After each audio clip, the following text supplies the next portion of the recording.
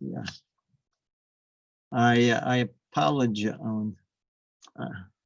I apologize very profusely. I mean, I do know some illustrious alumni of the Neve group that did sleep through flights that they had. So I must admit I was sleeping and I just woke up momentarily. So I do apologize. Okay. I guess your body tells you something. Anyway, so all right, we'll learn a piece over here. He's discussing he's going to give us a little bit of a program of learning today. It's up to letter Lamed over here.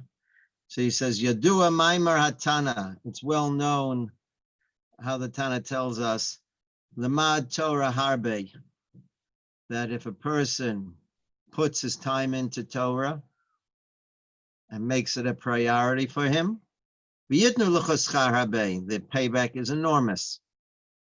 Amnam, however, Seder Halimud, the order that one should be learning in, Zeu Derech Yeshara. This is a serious thing. A person has to decide what is going to be his Seder Halimud. Number one, a precondition for learning is to learn Torah for the purpose of learning Torah. That is the ultimate. As we mentioned before, though, there is a concept of Shelo Lishma, and we talk Shelo Lishma, Bo Lishma, that one starts out one's connection to Torah in a Shelo Lishma manner, with incentives and prizes and all sorts of things that children get at the beginning. But it should at some point come to the level of Lishma, Almanas L'Kayim. In other words, one is learning Torah, famous idea that, when a person learns mathematics, he does not become an equation. And when you learn chemistry, you don't become a chemical. But when you learn Torah, the Torah becomes part of you. It integrates into the personality of the person. It turns the person into what we call a Ben Torah. That definitely has to take place. And it's with the understanding when someone learns, it's in order to fulfill it. We're not doing it for just an educational exercise. Lishmor velasos, and to keep it and to follow through. Chazal give us a program also how one should divide up his day. Right, the Gemara discusses how a shlish should be with Torah Shabbat Ksav, a shlish for Torah Shabbat, a shlish in Mishnayos, and a shlish in Gemara. So the Gemara gives us definitely a program. Just as an aside, someone was asking me last year, one of the Talmidim asked me a question. He says, doesn't it say in the Mishnah that Shmona Esrei L'chuppah, that at 18, someone should be married? So I told him, yeah, very much so, it says so. I says, but it has a few things before that. I said, just like, this, I told him that this is a perfect example of how people take things, they look for one-liners and they make, they come up with an idea. I said, sure, it says Ben Shmona Esrei L'chuppah in the Mishnah. But it had Ben Chamesh for Mikra, Ben Esrei L'Mishnah, Ben Chamesh Esrei L'Talmud. The Gemara had, the Mishnah over there had a whole Seder HaDvarim. I said, if you're not following, if you're part of the program from day one and you're working in that program, so then I guess it's very appropriate that by the age of 18, then it would be understood why one would get married at that point. I said, but since you're not part of that program, I said, you can't just pick out one of the numbers over there. You like the lucky number 18 and you want to get married, then I said, that doesn't work that way. It's part of a program. But so too over here. In other words, learning Torah is also, there are ways of how one has to divide up his time in learning, etc. So, I'm sorry, I skipped the line, I apologize. So a person should divide up his days. in learning. Well, Misha Chananu, now the Gemara over there, as a matter of fact, asked the question that's bothering all of you. Well, who knows how long somebody's how we're gonna live for? So how could I divide up my years into a third Chumash, a third Mishnah, a third Gemara? We don't know that. So eventually the Gemara comes down to, Gemara discusses it by the week, 2 days, 2 days, 2 days, and then even by the day, how you divide up your day. And based on that, Tosfos points out, he says, since when we learn Gemara, it has Chumash in it, it has Mishnah in it, it has everything in it. That's why it's called Talmud Bavli. It's Palul. It has a lot of things in it. So therefore, one fulfills one's obligation of learning by learning Gemara. But he continues here and he says, Misha Chanunu Hashem Das, if Hashem blessed someone with an intelligence, Yigba Eis La'ayin Bahalacha. Someone should try to learn halacha very seriously. Because this is something that the Mishnah Berurah brings down over there. In other words, that learning halacha is very, very crucial. Or beposkim be'iyun of a pilpul kvisa according to your capabilities. If you have an opportunity to learn in a group, that's certainly advisable. But that doesn't exempt. In other words, if you don't have, so then you make do with what you have. A person needs to set up time to go through Torah. There's certainly now we're not learning Hilchos Talmud Torah today, but there definitely is an understanding out there that one should try to make it one's goal to go through Torah. And there is there is what to learn. The first thing you need to do, he says, Bedinim hanitzrachim b'shulchan aruch, like this, like the Mishnah Berurah brings down. Person needs to learn things that he's going to work with on a daily basis. Im kol achronim, with all the understandings, until it becomes very much ingrained in him. So when he needs it, he'll have it available. For sure. So that's the first thing someone needs to learn. In other words, he's being very utilitarian.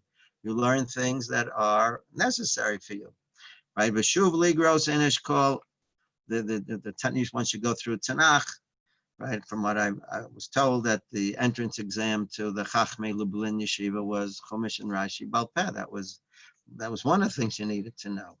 But it was a given that you had to know Chumash and Rashi. So he's bringing down over. You should have Tanakh with Rashi and then the Mishnayos, etc. So you're being given a whole program here. Kol Hashas in Perish Rashi and Tosfos, and the Rambam with the Perushim and the Arbiturim, and I don't think he's necessarily talking about rabbis over here. Ima Perushim v'cheina Arba, the Shulchan Aruch, v'achakach shar limudim, and then you have your other options for dessert if you get through this. Shalom b'yadis, until you have covered your bases. Limud sifrei musar v'yesh Hashem ola al gabeihen. So this is something a mashgiach would certainly take great pride on. That he said learning musar is certainly crucial. Ketavlin hanitan b'kol meichel. It's just as an aside, he calls that this is like tavlin of spices.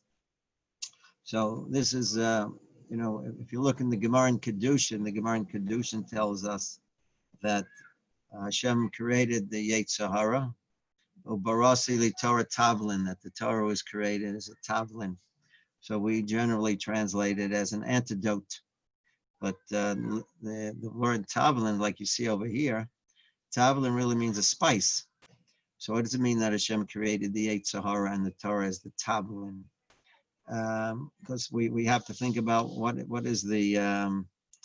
what's the understanding of spices. What do you do with spices? So in other words, if you have a piece of meat or you have any type of a food and you don't add spices to it, so it's very, very bland, right? You put spices on it to give it some sort of a taste to it.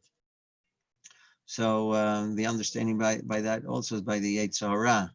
Hashem gave you a Yoetz Hara. Yoetz Hara is a very crucial thing. It's not something we don't want. You want it. It's a drive in a person, but you need to. But without the tavlin, without the Torah to give it the proper spice, it won't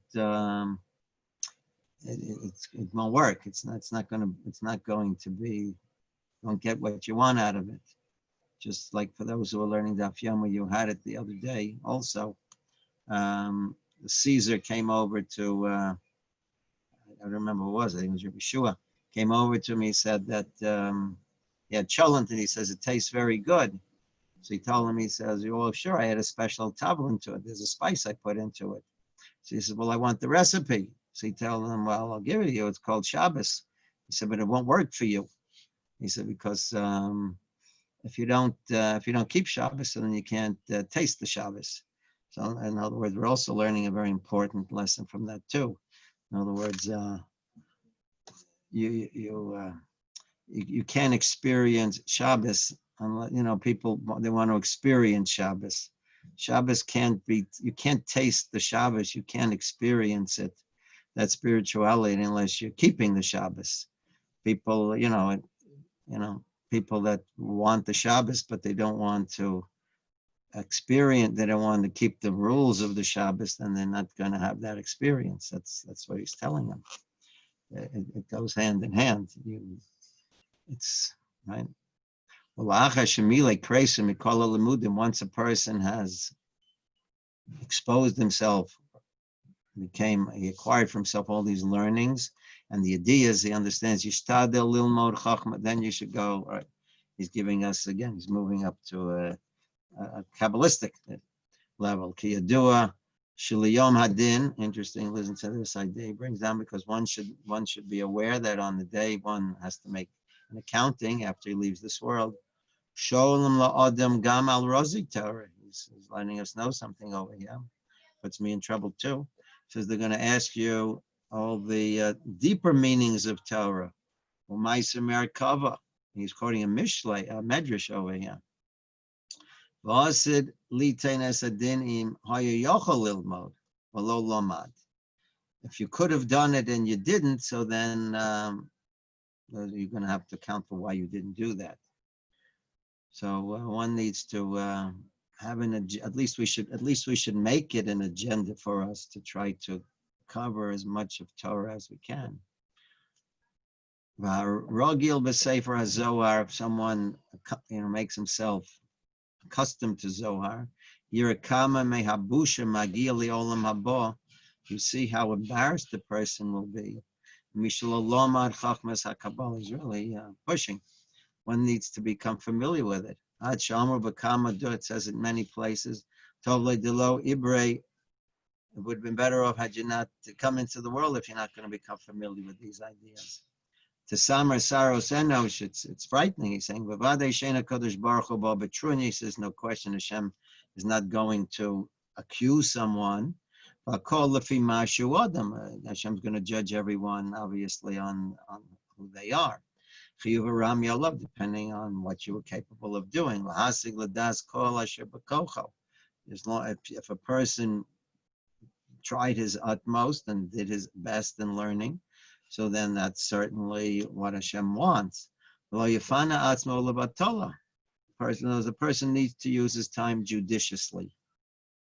And again, and we understand that, and any time, in other words, a person, like he's pointing out over, a person shouldn't say, well, I just learn, at a certain time, and then the rest of the day I'm off. That doesn't happen. It doesn't work that way. There is no time off. That's not a Jewish concept which we have to be, aware of. There are no days off. There's no time off. A person needs to work with oneself. There's no question about that. And you don't want to reach which becomes, burnout, as they say. But besides that, though, a person needs to use his time judiciously. And not to live with this concept, I work 9 to 5, and then that's it. But it's a different, it's just like being a husband, being a parent, all those kinds of things. There's no time off from that. It's a relationship that's all the way through. It's a lifetime commitment. So that's what this is over here also. Ki hayom katzar v'malacha meruba, like it says in Pirkei Avos. There's a lot to be accomplished. And again, and it's but below Amalecha Ligmor. Hashem doesn't demand for you to finish.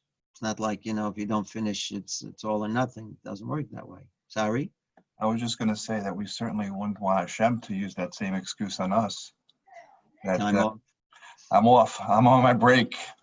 It's only 9 to 5. Call me back tomorrow. Correct. Exactly. Right. Correct. Right. We don't want it from any, like you said, we don't want it from anybody who we have a relationship with. A relationship is there's no time off, right? And he says, even if a person is not especially gifted in learning, Ein lo malkum patur, that doesn't excuse a person, so you learn what you can, right? Ve'emo karisi kol tehillim, I said tehillim, etc. But kamadapim I did. What more do I have to do? The person, like this way point out, the person shouldn't say, I did my quota for the day. That concept does not exist in the Jewish world. There's no such thing as quota. And right, we use our time to whatever we can, and that's something that we definitely need to up our game. We it's a very difficult balance because I don't want to push myself too hard because then you always say this from boys. I just get burnout, all these kinds of things. So you have to be honest with yourself, and you have to test. See how it goes. But that's the basic idea. I want to be a maximum person. That should be the mindset that a person should work with, and then take that as it goes. And it's be trial and error. But okay, it's like I'm trying to teach my grandchildren to ride bicycles. In case you have any ideas on how do you do it, I don't remember anymore. It was more than 10 years ago that I learned how to ride a bike. So I don't remember anymore how I first learned. But one thing I tell them, I said, listen, you got to be prepared to fall and get scratches. I said, because that's what's going to happen. That's what's going to happen. So if we can't what's the word? We can't envelop ourselves so that we're not open to anything. There's I don't know. I'm sure all of you are probably familiar with Dr. Twersky, Rabbi Twersky. He has a very, very interesting mashal that he gives. I'm sure many of you might have seen it, but I'll just repeat it for those that aren't familiar with it. He gives his metaphor, his mashal he gives is about a lobster. I'm correct, yeah. That what happens when a lobster grows, so it reaches a point where it becomes uncomfortable in the shell that it was born in. So it has to shed the shell. So it has to shake it off, whatever. And it goes, has to go to a place of security, sort of. And then it grows a larger shell, and it goes through that, process. That's how it does it. But he said that, it has to leave itself vulnerable at one point. It does leave itself vulnerable at one point because when it doesn't have the shell, it doesn't have that protection. So he said, but, if you don't take off the shell, so then you won't be able to grow. And, that's what he's discussing over there. So a person, in order to grow, you do have to open up yourself sometimes to, it won't be so simple. But otherwise, if you're gonna need things to be, no pain, everything's got to be just right. So then you're limiting yourself immensely, and that's not good. No risk, no reward. Yeah, right. You got to be prepared to do that. So that's the idea over here also. So again, a person, you do need to push, and you learn from trial and error. In other words, what are you going to do? You're going to keep saying over the Tehillim, which, okay, that should be what he does. That cannot be saying. It's wrong. He's really being very, very serious over here. In other words, one should not limit one's scope in the area of learning. He says, he He said, even if you covered all your bases in Torah, batel. Oh, now he's discussing something else. He said, even if you learned, he said, again, no time off. There's no such thing. Hashem takes everything into account. Even on a small amount of time. Right. In other words, personally, I'm going through this challenge also. Sometimes, you tell yourself you need downtime, but that's, you got to be honest again, with your need for downtime, which we do. But the question is, not to abuse it. So that's what he's telling us over here. Filu alzman muad. Even again, obviously, Hashem's not going to be judging us necessarily on the seconds. We're not up to that point. There are people who were on that point. No question about it. There were people that, if they couldn't account for minutes in their day, that was an absolute disaster, a tragedy by them. So, if we're starting out with days, but then at some point we'll work down to hours or, whatever it may be. But that definitely needs to be something that we should be thinking about.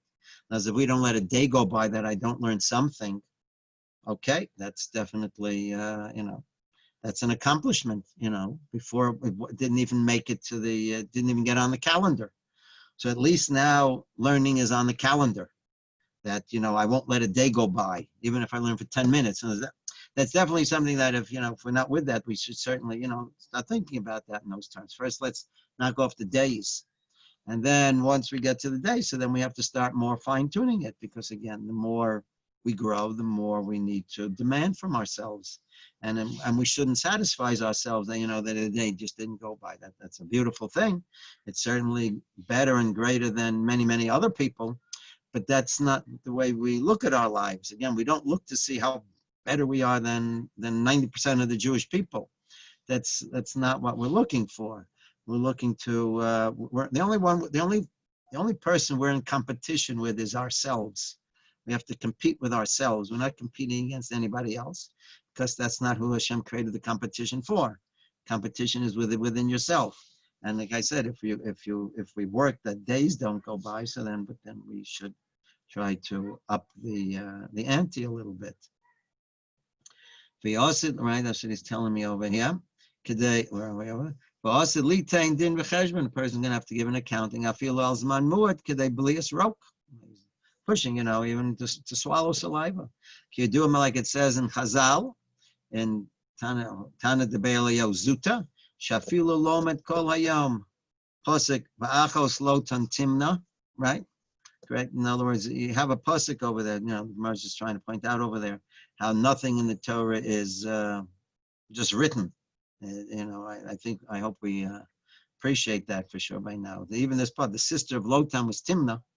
If you just keep repeating that pasuk, Bob is charo, that you get scar for that also. Kozik ben going vaolos. So again, if you're sitting somewhere and you don't, so say some tehillim to yourself. Say something, say psukim. Whether it's a lot or a little, you should try to focus on Shemayim. Someone who's concerned about his future, right? Don't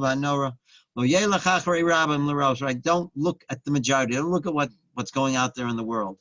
Right? Yishma diva Rabbi saying, listen to the Chachamim, v'yishtadel b'kol oz, lahamtzi margol lenafsho, to find the comfort to your soul, ulahazbiya b'chatzatzach nafsho, and to take the satiation and the radiance of your nefesh, kishayoshiv lilmo, when you're learning, yishmar nafsho, you're protecting your neshama shelo, yirash tarti gehenim, you don't want to have, right, the Gemara brings down sometimes chashon, people who will get two gehenims. You don't want that. And the learning should be to go through, to live life with it. A person shouldn't put his efforts in for no reason. And another suggestion he gives, when you learn out loud. B'sofa barura, with a clear enunciation. Lasos nachas ruach liyotzro. Don't interrupt your learning, give it the focus. And try to understand what you're being told. right? God's not looking for how many pages you covered. Ella shows God's looking at the time that you put in.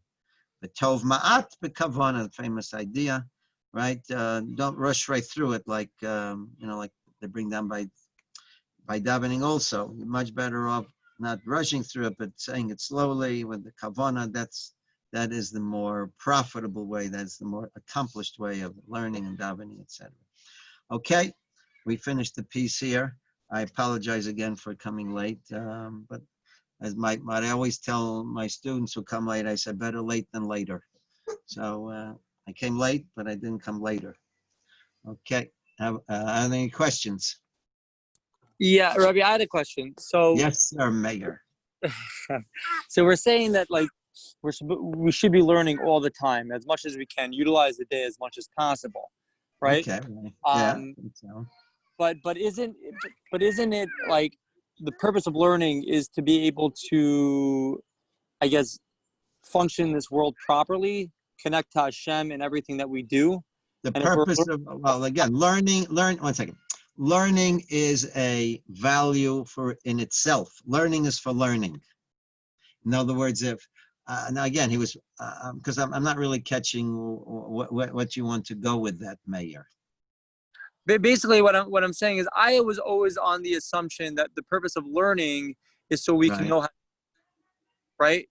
I lost you. It got cut. Was to do what? The purpose of learning is so that we can do the right thing at all times, right? So even like our function of doing something is kind of like learning in itself, right? Like I learned this and now I'm practicing it, right? Okay, that's what I learned. All right, Amanas Lasnos, correct? L'kayim, right? Okay. But if I utilize my day that all I'm doing is learning, yeah. right? Then I no longer have time to do the practice, right? My question, I guess, is the practice just as important as the learning, or is the learning more important than the practice? Well, but it seemed like that the learning was more important than the practice. Again, the Gemara does ask the question, which is greater, and again, Rabbi Kiva says we learn almanas lasos. We're learning in order to follow through on it. That's no question.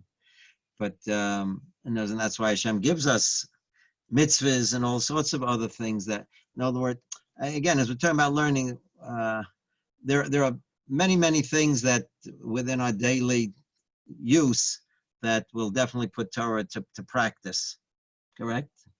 How to relate to your children, how to relate to your neighbors, all these anything out there. If you're running a business, how to conduct your business, Torah talks about everything. There's no question about it, and it will definitely dictate how one has to conduct oneself under all those circumstances. There's no area that Torah is void. Torah has an opinion on everything. We just have to find it. You have to find it, but the Torah definitely has an understanding on how you deal with everything you do. Correct. Would it be correct to say that he's trying to say to us that not necessarily learning, or maybe he is just saying learning, but be mindful of every minute of your day and make it productive and make it in a way that you're connected to HaKadosh Baruch Hu. It shouldn't be just the passage of time. That's certainly an entry level, but he is focusing on learning. In others, again, like the Gemara said, like we say all the time, Talmud Torah Keneged Kulam. If I have a choice of things to do, if I have a choice of things to do, I should definitely, it's like I forgot the Gemara Menachos, I think, brings down that someone asked Rabbi Shmuel. He says, "Well, what do I do now?" He says, "Well, find a time that it's not night or day." Because it says Vagisa bo yom v'layla. If you can find a time of the day where it's not night or day, then you can, get involved in other things. But again, what you're all mentioning is Torah definitely is an all-encompassing venture. Right. That's correct. But he does want you. In other words, if you're not involved in mitzvahs and now mitzvahs is everything. Eating is a mitzvah. Sleeping is a mitzvah. Taking care of my family is a mitzvah. Those are all mitzvahs. So if all those things, when I'm not being demanded on for those things, so then I should go back to the learning. That's the idea. So like I say, so if I can do both, when I'm riding in my car, there's no reason why I shouldn't listen to a shiur. unless I feel the need, I need like downtime. And then that's a mitzvah too, if I need downtime. But if not, so then, in other words, why am I listening to a shir? What am I doing? Why aren't you, using your time judiciously? That's the idea, right? But if I need a vacation and I need my downtime, so then there's no question then that's important. That's all, but that's a mitzvah too. And, because, different people have different needs, right? Okay. Did that hopefully answer the question, Mayor? Yeah. One more thing that came to mind was like, Yeah. I'm learning Kitzur Shulchan Aruch, right? So Right. one thing that I learned was when taking off your tefillin, when you're taking off the shell yad, right, the shell road, right, you use your left hand to take it off to show that you're going a little slower. It's a little harder to take it off. You don't really want to take it off. You want to keep it on, right? Right. So Okay. I learned that. So I know that is learning, right? But when I'm actually doing the function of that learning itself, and I'm consciously thinking about, hey, I learned this, and I'm gonna do the practice. Is that considered the same level as learning while I'm actually doing it? Again, if you're thinking of the learning while you're doing it, I guess you are. What you're doing is you're putting into practice that was learning almanas lasos, which is that is why we learn. You're quite correct. It's limod almanas lasos l'kayim. You're fulfilling that which you learned. Exactly. I have a question in terms of just chinuch, with kids, because sometimes I have situations where maybe there's too much learning, and I'm not saying that's a bad thing, but what I'm saying is that using learning to some extent as an excuse of secret mitzvah patam in a mitzvah, right? And it's like there are other things that have to get done around the house or whatever it is. So I just wanted to get your perspective on that. Well, again, if it's a young child, again, you definitely want to encourage that the children should have they want to see that the parent has an appreciation for that value also. That is an important idea. In other words, if I think it's crucial for a child to feel that the parent, values those things that the child's coming home from his learning, and he picked up certain ideas in yeshiva, and these are things that you would want the child to have as a lifetime value to them. It's important that the parent acknowledge that. And that's a very beautiful, idea, and it's something that I want you to have, your whole life, and I think that's phenomenal. Again, and we do appreciate that value, but we do need, for a house to function. In other words, being part of a family, there are family responsibilities, and in addition to that, so then the two are not mutually exclusive.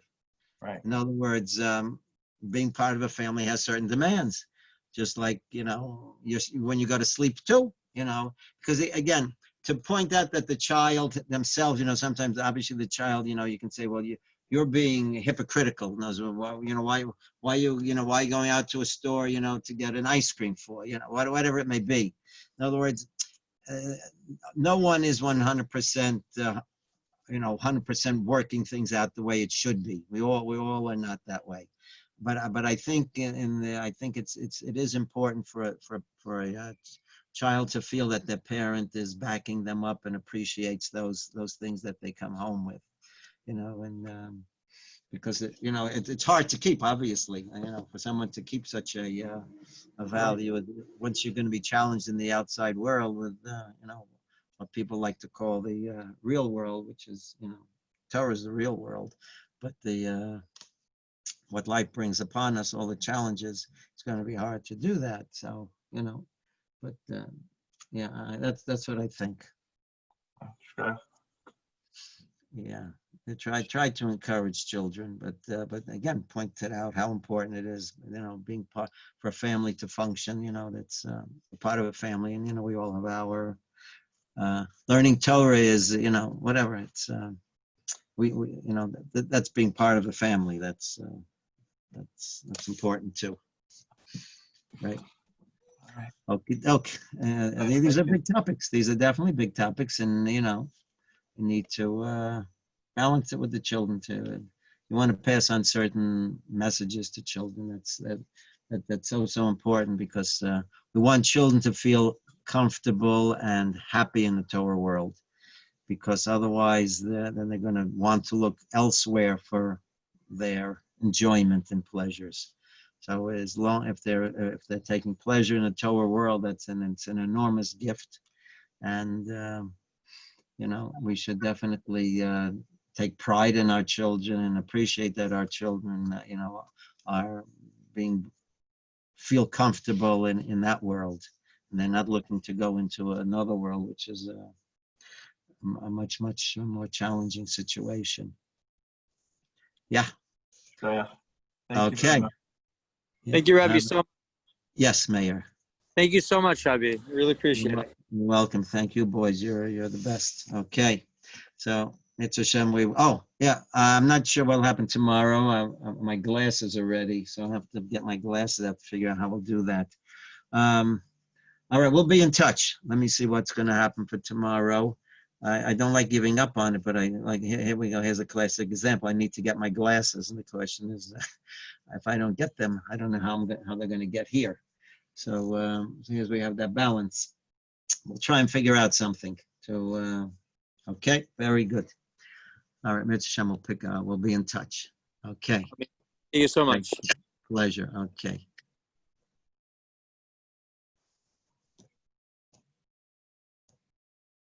Yeah. What happened over here? How do I leave?